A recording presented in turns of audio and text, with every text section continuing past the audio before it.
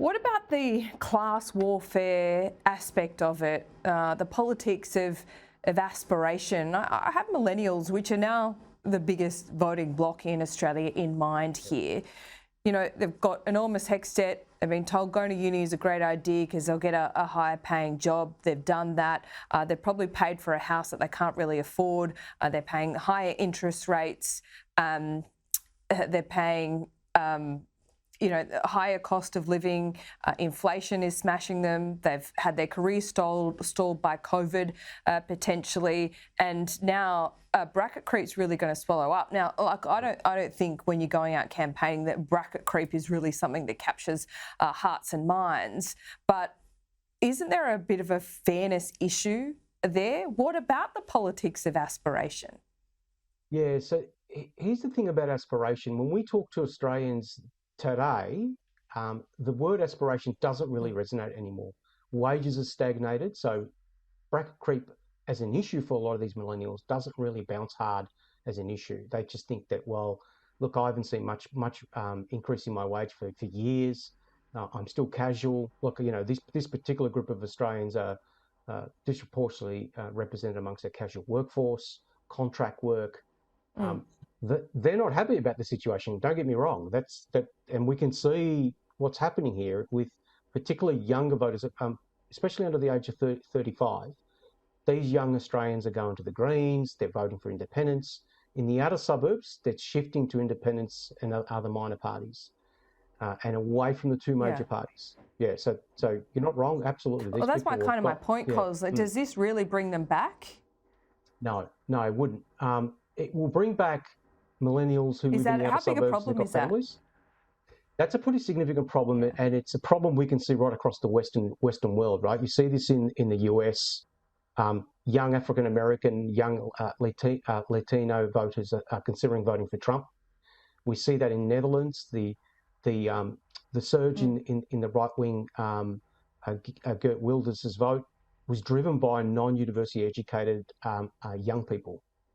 So again, this economic dislocation that we're seeing there amongst this generation is driving politics and the change of politics in a very rapid rate.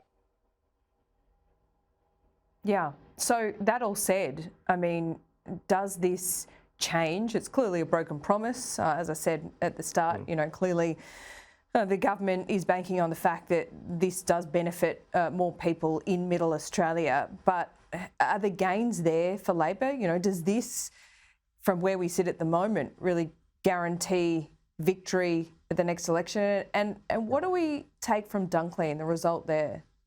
Yeah, it doesn't. All it does is it straps on a really strong bandage to stop the bleeding, right? And now really the Albanese government need to... They were bleeding pretty heavily, were they? Oh, yeah, Sorry to interrupt. They were bleeding pretty heavily after the Voice?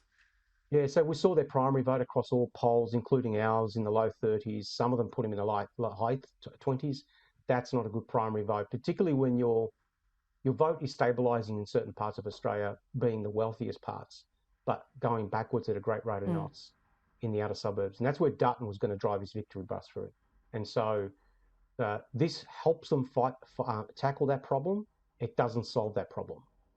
They've got a lot of work ahead of them, and really they have to do something which they've not done over the last 12 months, and that be absolutely focused on dealing with the affordability crisis that these families are facing, families, young people, not just in the outer suburbs, not in just Dunkley, but in those other seats that we touched on, you know, the inner urban electorates as well. Yeah. Well, if this doesn't answer all the demands of Labor voters at the moment, this new tax policy, what do those Labor voters actually want from this government? Yeah, when we talk to Australians about, okay, what do you expect from politicians with regards to the affordability crisis, or with regards to, you know, when we're talking about millennials and Zoomers, housing affordability, you know, all those issues. They don't expect miracles, but they do want their politicians in their corner, championing their causes, and there's a huge lack of that going on right now.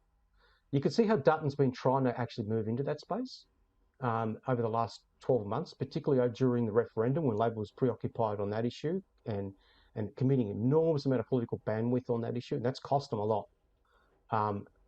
They have to now convince voters that they are firmly in their corner and going to be in their corner.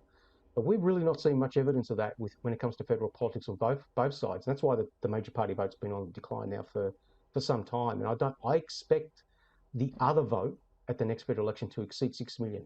At the last federal election, it was 5.6. Wow. You're talking about independents like Daly, Western Sydney, and also the Teals? Yeah, absolutely. We go to Daly, for example. Her vote was largely made up of diverse young people living in that seat. So we know that although their parents might be still voting Labor, they are not. And we're seeing that trend right across the big cities. So we expect more of that. Fowler was really the canary in the coal mine for the Labor Party, and I don't see any evidence that they've actually turned their attention to that problem either.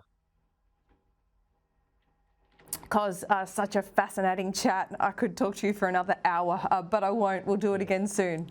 Great, thank you.